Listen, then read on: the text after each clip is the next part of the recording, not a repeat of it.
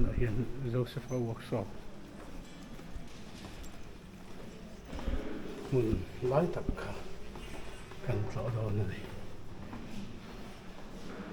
ye ki chu kan du ta hian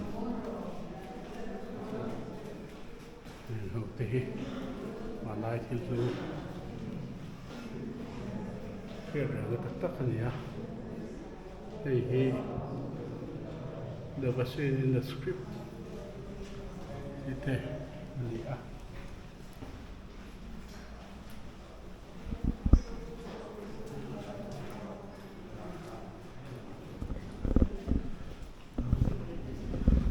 an hun ma hi an vong faya ti hian mun tina hian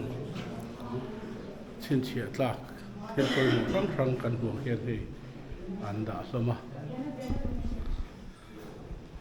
helam pang hi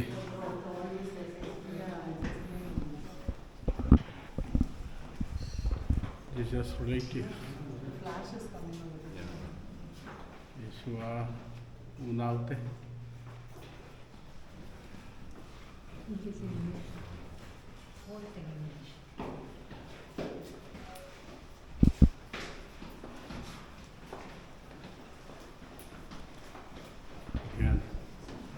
mun wa hi ti hian an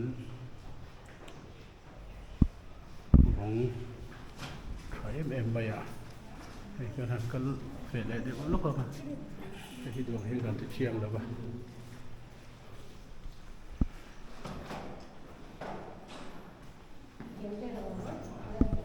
cái lại mun hi rồi sẽ vào workshop mun tiếng rem xiêm nó mun ani hun lai qua lai bor vel te poi hun lai chon in dan poi mo tak tak